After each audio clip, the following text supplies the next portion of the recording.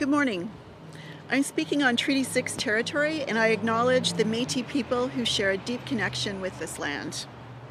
I'm joined by Eric Amtman, the Executive Director for End Poverty Edmonton, and my colleague Marlon Schmidt, who is the MLA for Edmonton Gold Bar.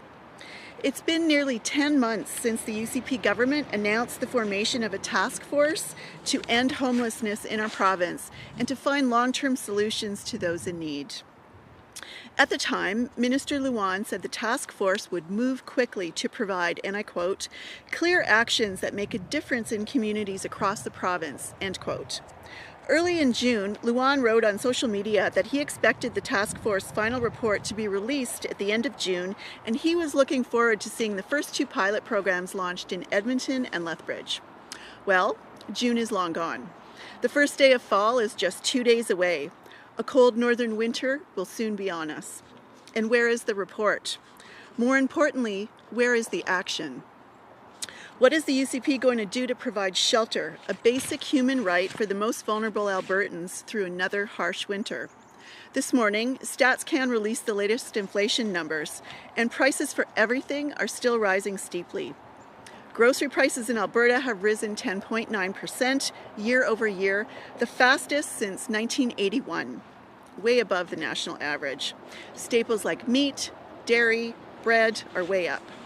Folks who never struggled before are struggling now, and Albertans who are struggling before are in crisis now. It's incredible, but even while the province enjoys an unprecedented $13 billion surplus, the UCP is actively pushing people into homelessness. They are denying the shelter supplement for thousands of Albertans on income support, and so much more. That is literally the money folks need to keep a roof over their head and stay off the streets. This new supportive housing complex behind me was completed in June, but many apartments remain vacant because the provincial government refuses to support the agency operating facilities in this project. Edmonton City Councillor Andrew Knack told CBC last week that the city, and I quote, doesn't have a willing partner on the provincial side to save lives. And it's worth repeating 100,000 times, save money, end quote. Homelessness in Edmonton has doubled over the past 3 years, doubled. That is inexcusable for a government with a $13 billion surplus. And by allowing this crisis to escalate, the UCP is putting more pressure on our ambulances, our hospitals, and our justice system. Homelessness is a complex issue, but that cannot be an excuse for inaction. The government can start by reversing the cruel cuts they made to the shelter supplement. They can fund existing agencies and buildings like the one behind me, and they can actually produce a plan of action, which they promised to do, which they promised would be ready 3 months ago. I would now like to introduce Eric Amtman, the Executive Director of End Poverty Edmonton. Thank you, Marie. We know that homelessness is extremely costly to our health, justice, and social service sector. We would like to know what this cost actually is. We know it's hundreds of millions of dollars, but by understanding what that cost actually is, I think we could invest in a homeless system that doesn't just manage homelessness, but actually gets to the root cause of homelessness and addresses the issue. There's an opportunity for the provincial task force to come up with those recommendations, but we haven't seen them. My boss, Cheryl Whiskey Jack, who sits on my board, and Dale McPhee, who reports to me on the police commission, we're both members of that task force. I know they sincerely wanted to come up with recommendations that would get at the heart of homelessness, but so far the task force has not been able to issue its report. It's vital that the provincial government take on legislative responsibilities it has, and homelessness is one of those responsibilities. They're required to not address homelessness, but provide the supports that would address homelessness. And so far, the 2,000 people who are sleeping rough in Edmonton tonight would say that's not been done to the level that it ought to be. They need to act on the responsibilities they have and act quickly. It is also important that the province look at novel ways to finance affordable housing and find ways to build a sector that is innovative and affordable. We have a housing system that is heavily based on grant funding to not-for-profit providers, and we have a wait list at Savita in Edmonton with 9,000 households waiting. So clearly what we're doing when it comes to building affordable housing is not meeting the need. I believe that at this point the province is too far along the road with no goals in sight and needs to change course. First, by taking strong action to implement the recommendations already given by cities and experts in the field. Secondly, they must clearly identify why their support is not working, but review the reports. But reviews and reports will only show us so much. Clearly, it's time for action. And as an answer from the Minister on why his task force has yet to make recommendations, changes, or issue a well overdue report, won't be helpful for those who are struggling at this very moment. We need action today, on the ground today, funding today, and support of government today. This is a crisis that is impacting us across the province, not just Edmonton. My colleagues in Calgary, in Red Deer, in Lethbridge, and Fort McMurray all see similar problems and know that there must be collaborative solutions. We must strengthen these situations, we must strengthen those solutions we already know are working with action now, deliver supports now, and begin helping people now, acting with a level of urgency before the crisis is allowed to grow further as temperatures begin to drop. It is deeply harmful and disappointing that our government has failed to act, have failed to deliver on their promises, and failed to support Albertans who are experiencing homelessness, housing vulnerability, and poverty. And again, I'd reiterate the need for action now, that there's a responsibility to support all Albertans, even those who have very little voice. Thank you.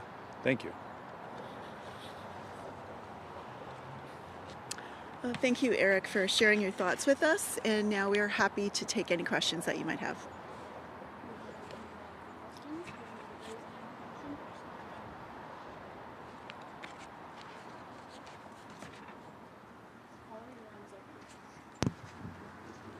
Murkowski with Alberta Today. So when you talk about taking action today, can you give an example of what are some of those things that you want to see today from the government? Well, there are a number of things that they could do today. Number one, they could let us know what this task force is doing. How close are they to releasing a report? What direction are they taking? The other thing they could immediately do is reverse some of the really deep cuts that they made in 2019 that has continued to make this homelessness problem so much worse. So re-index benefits, re-index income support, and reestablish or reissue that rent supplement support that they removed from income support.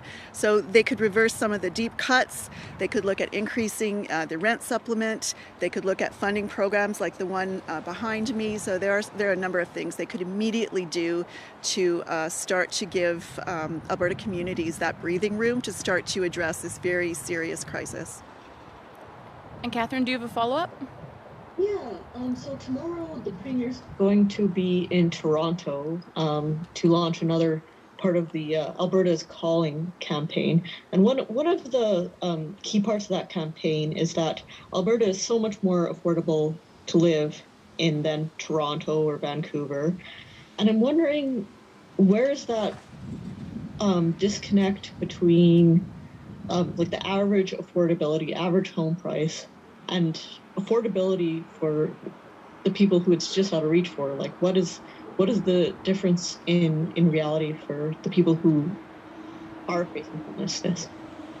Right. Well, I think the gap between people that are able to afford housing and those that are not able to afford housing continues to grow. So over the last 3 years, we have seen that gap increasing. So one of the first things the UCP did, we know this, they de-indexed or cut AISH and income support benefits.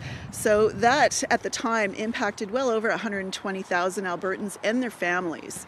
And so what that did was create a lot of hardship within a group that was already struggling. So that has made it worse.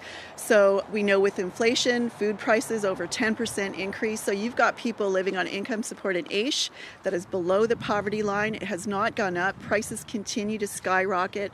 Food, housing, gas, all of those things, and they just can't afford it. So while the Premier might be in Toronto advertising all of the wonderful things about Alberta, and there are many wonderful things, he neglects to mention that his government's cuts and policies have made things extremely difficult for the people that don't have the wherewithal to afford housing and food for that case. So, he's forgetting to mention a whole other part of the picture that is Alberta today, thanks to the UCP policies. All right, and now caller on the phones, your line is open.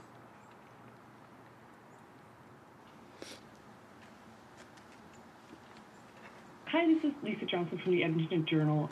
Marie, you mentioned something about that the King Edward complex is only partially, sorry, I'm just trying to clarify. Is it empty right now? Do they have tenants moving in, or are there some people already moved in? What's the status on the King Edward Park complex? I will follow up. Okay, we've got, so Natasha will follow up with you for all of the details on the housing project. Okay, and just as a follow-up, I'm wondering, I mean, like the city of Edmonton was asking for just about $9 million in annual operating funding so that it could provide those wraparound supports and counseling and treatment in these complexes, but that was before the latest budget. At this point, it's probably quite a bit more expensive to offer those things. So what's your understanding of how much it might cost specifically in regards to, providing these services and operational funding for these buildings that are being built by the city of Edmonton? Mm-hmm. Well, I know Natasha will follow up on exact numbers. I don't have the exact numbers. What I do know is that there is a shortfall between what is needed for the wraparound supports, as you indicated, to be able to fully open a complex like the one behind me. So it is one thing to have affordable, accessible units. It is quite another to be able to move people in because you have the supports that you need for people to be successful in their homes. So, we've got half of the solution with the unit. We need the other half, which is the government of Alberta to step up and to fund those wraparound supports, which they have not done. They have not fully answered the request that Edmonton has put out for supports for a building like this.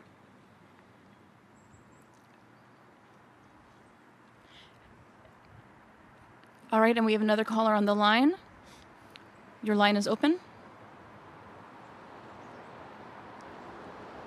Hi, Lauren Boothby with Edmonton Journal. Just a question for the NDP here.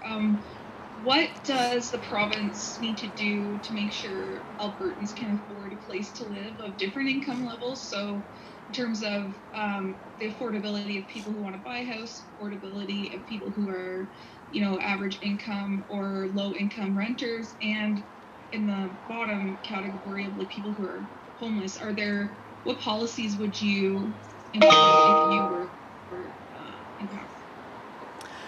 Okay, well, thank you for that question. I think what you will see when we present our fully, costed, consulted plan, which will be our platform, you will see a range of activities that will address the affordability problem. And it'll address people's ability to afford homes, and not just, buying a home. That might be the case. Perhaps it's a co-op, but also looking at affordable, accessible housing, in addition to working with municipalities to address the issue of homelessness or people that are sleeping rough. So it'll be a comprehensive plan to look at all aspects of housing on a continuum. But number one is looking at, there's a very real reason why people are struggling today more than they did 3 years ago. And that is the UCP brought in some policies through legislation. They changed some things that made life more unaffordable for Albertans. That is, they cut AISH, they cut income support, and they cut seniors' benefits. So here we are 3 years later that this group, tens of thousands of people, are unable to afford the basics of housing and food. So that is one of the first things that we'll do is reverse that very real cut that has caused an extraordinary amount of damage. Can you hear me? No, I'm sorry. Sorry, I can't Lauren, hear we you. can't hear you. Hello, can you hear me now? Okay. Yes, can you give some examples of policies that you would, it's one thing to say Edmonton needs funding for the specific housing that needs to be staffed, but this isn't just, a standalone issue. There's other people in Edmonton that are on, waiting list. What needs to be done in terms of those broader changes apart from re-indexing AISH, because housing supplements those kind of income supplements aren't going to be everyone who's homeless or everyone who is struggling isn't getting those. So what are some policies that you would bring in to address like the more, I guess, broader issues that are affecting more people? Well, I think, one of the basic things is there is not enough accessible, affordable housing. And so that is something that we need to address in addition to the housing subsidies. Is we need to look at the problems, but more than anything, we need to work with individual municipalities, because every single municipality has a different problem and has different ideas how to tackle that problem. So for example, we know the issues in Wetaskiwin. So dealing with some of the struggles that people without homes have in Wetaskiwin, the supports they require are very different from the supports in Edmonton. So they need a government that is focused on working with the municipalities to fund them appropriately so that they can in turn fund their programs. They know what their people need, they know what their communities need, and they need a government that will listen to them and work with them. And that is something that we are committed to doing. And what's incredibly disappointing about this lack of report, or the lateness of this report, is that we're heading into the winter, and it looks like we are set to repeat the very mistakes that we saw last year because we don't have a plan. We don't have a plan that's going to talk about where the investment will go, to which communities, and so that leaves us very concerned that we are going to see a lot of the harm that we saw last winter.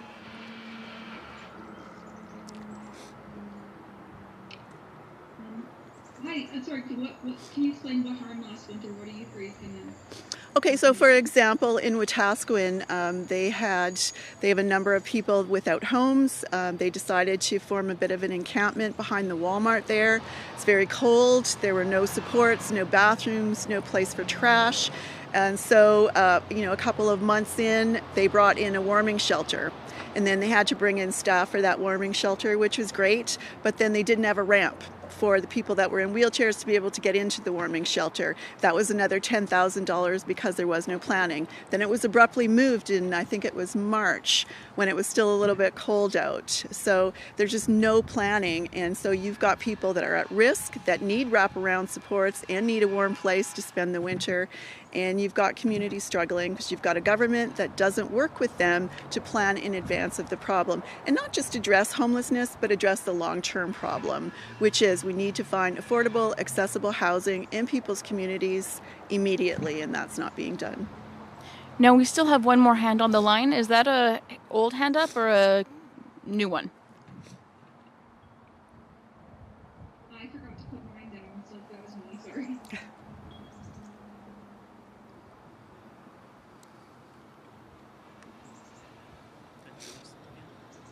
Lisa?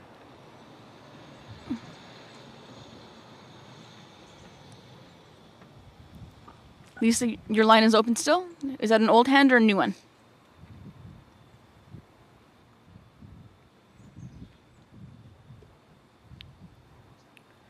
Alrighty then. Well, with that, thank you all. Oh, so go ahead. Sorry, that was an old hand. I don't have any more questions. Okay, perfect. Well, with that, we will conclude. Thank you all so much. Thank you. Much for watching, and to learn more, check out albertasfuture.ca.